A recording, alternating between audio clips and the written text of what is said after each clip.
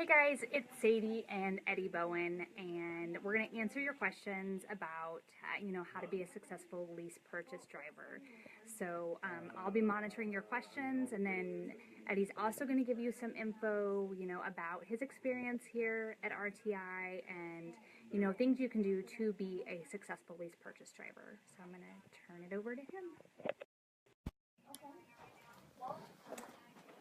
All right. So if you could just tell them how long you've been here, when you started. Almost 6 years. Okay. Paid my first truck off in just under 2 years, and now I run my own authority for RTI. And the only way to do that is you got to work. You got to have that work ethic. And don't turn anything down. You can't pick and choose where you want to run. Unless you got decent dedicated lanes with decent miles. To make it, because you sit around waiting on loads, and good loads go by. You might not want to be in that area, but that area has a better, backhaul to get you somewhere you want to be. But it's all about the miles. Staying busy and consistent and proactive. With your dispatcher communication. Make sure you got a backhaul and the time to do your backhaul. With this new e-log, that's the basics to it. Just keep moving, keep your door closed, keep moving, and don't turn nothing down. And local work, big money in local work. A lot of drivers don't want to do the local work. They think they're above it. But, it's all money. That's what it's about, money. We're not out here for our health or for the fun of it. It's all about the money. Money and mile. If your wheels ain't turning, your butt ain't earning.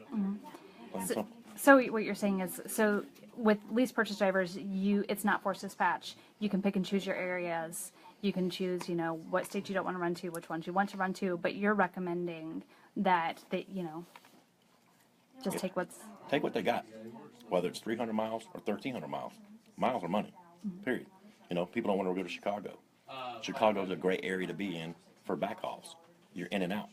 There's no waiting around, sitting around. Everybody wants to go to Texas for some reason. Texas is a bad spot for backhauls. So is Florida. So it's warmer. Whoop-de-doo.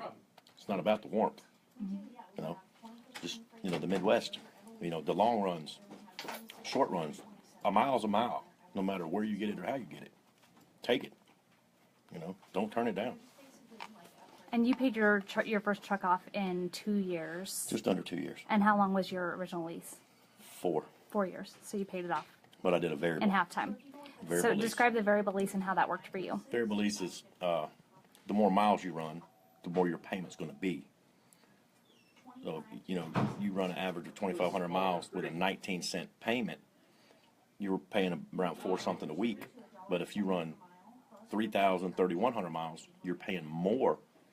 It's less in your pocket at the end of the week, but you're paying the truck off quicker. The quicker you pay the truck off, that extra $400, $500, $600 a week you're paying in truck payments is now going into your pocket. So now you're making good money. You guaranteed you got that money coming in because you're not making the payments anymore. And then you can convert some of that money somewhere else to a different escrow account for maintenance or just use the escrow for savings. Christmas time or whatever. You never know what's going to happen. In this business, a breakdown is costly. But, and the other thing about a variable payment is if you go home for a certain amount of time all the time on a regular basis, when you leave the house, you're not already in the hole a truck payment. Because if you don't run any miles, you don't pay anything. A fixed payment, you go home for a week. As soon as you come out, you're in the hole. You're running 2 to 3 weeks to get out of the hole. And that gets a lot of people discouraged. So you got to figure out which one suits you better. If you go home a lot, take the variable. If you don't go home a lot, and when you do go home, you only spend 1 or 2 days, the fixed payment's the way to go. Because you know what you're paying every week, as long as you're getting consistent miles to cover all that. It's just, I would recommend the variable. Okay. But that's just me. So one of the questions on here is, what are the average miles per week that you get? Me, like I said, I'm in my own authority, so it's a little different. I'm not on e-log. And I'm not saying I run illegal. We all know how that works, but I do at least 2,600 miles every week. I'm doing good. Some weeks I can get up into 31, 32, 3,300. Depends on how I want to run, where I want to go to. I run a certain area. because I know the miles are there. But if I get bored, I'll break it up. I'll go to, I'll run out west, Arizona, where you're looking at the length of the haul is 1,300 miles. So, you figured if you go right back, there's 2,600 mile turns. So, you getting that many off the get-go. So, yeah, just take everything you can take. This is a business. You're not a company driver no more when you're doing lease purchase. So you got to get out of that state of mind that you're a company man. You're not. You're a business. And you're in business to make money. So you got to do what you can do, Yeah. The best way to make the money is do what other people don't want to do. That way it's always there. So when you were lease purchase, because now you're owner operator because you paid off your truck, but you're now leasing another truck, and you've hired a driver for that truck. What do you tell, or what do you think your average take home will be for that After truck? everything? Oh, on that truck? The new truck? The new one. So as coming in as a new lease purchase driver. Putting a driver, paying driver, all the expenses on the truck. Not how much you're going to make. How much the driver would. Like if you How were much is he going to make? Yeah. Oh, he'll make around. He'll take home 1,000 plus a week. Okay. Because I'm paying him the same wages that he would make if he was driving company for RTI. So I'm staying competitive with my paying my drivers the same thing, which then in turns my profit on the truck is very low, but I'll have the truck paid off in a year and a half, and then the truck payments will be my profit, and the driver still makes his money. This question is, what do you do for medical insurance? Since lease purchase drivers are 1099.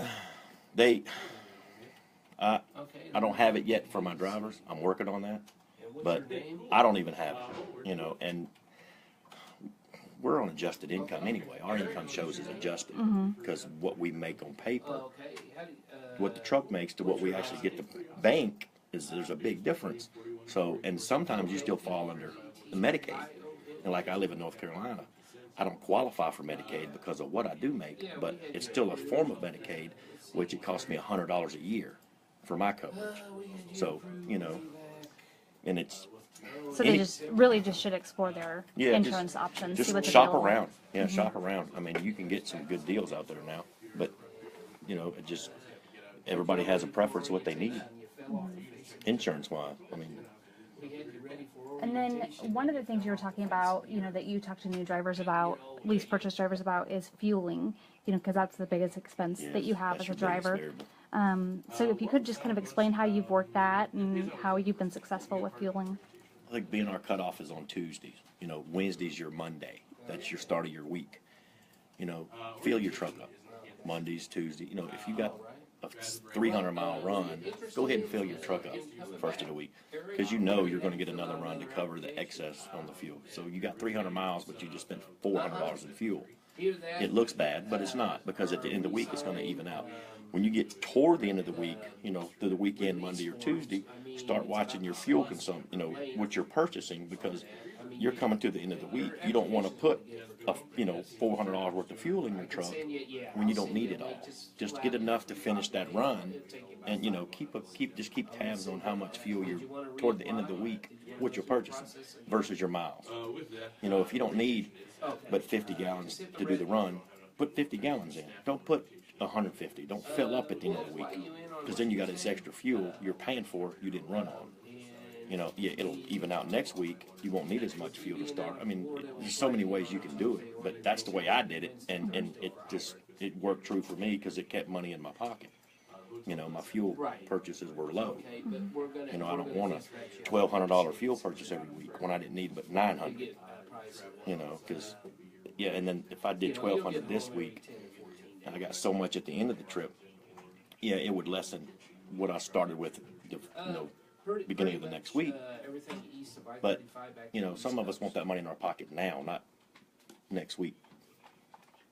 So if you could just tell people about RTI, about the company, and what you like about it, what you. Oh, I mean, I like everything about it. I mean, I get, like I said, the people here, you're a name. You're not a number.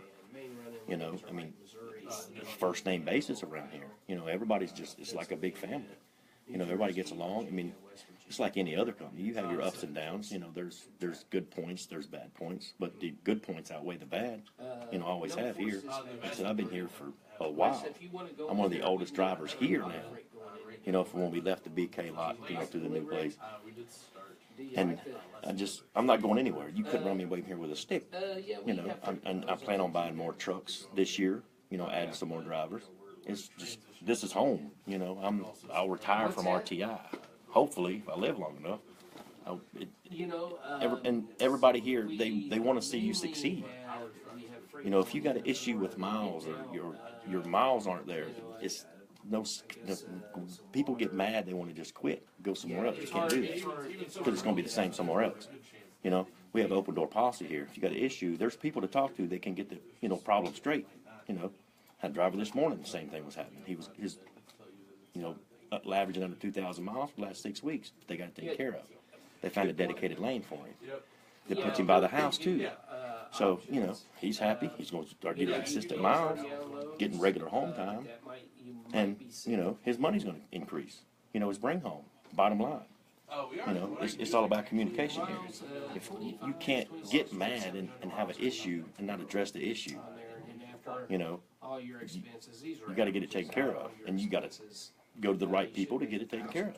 And there's people here for that. And there's a department here for everything. You know, nobody's scared to talk to nobody here. So you just got to find the right person to talk to and get your issue solved. Just that simple. You know. And if you can't find help, bill the owner. That's right. If you can't find help, see the owner. Open door policy, nice guy. And if there's an issue, he will get it straight right then and there.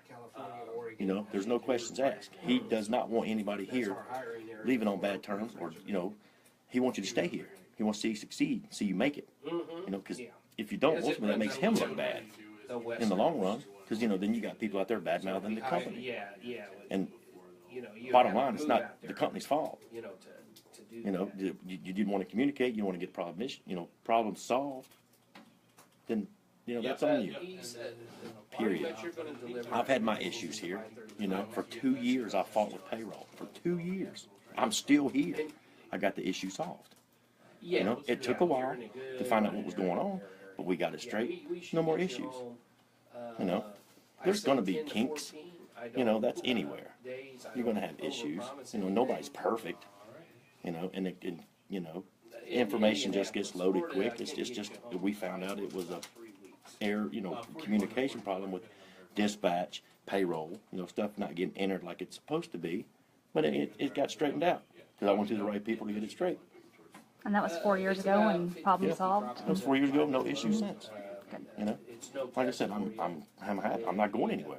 You know, I mean, I wouldn't be adding trucks and putting people through orientation if I didn't plan on staying. I mean, that's just my take on RTI. You got to come do it for yourself, but you can't come here and stay for 2 or 3 weeks and see if it's going to be a good company or not. You got to at least give them 90 days. You know. And they can always call you and.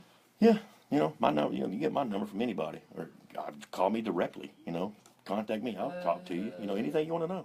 You know, on camera, off camera. I ain't gonna tell you no different. All right. And everybody around here knows that. We will finish up. Thank you all for watching, and thank you, Eddie, also known as Dale. He goes by Eddie. Thank you for answering these questions for us. Have a great day, everyone.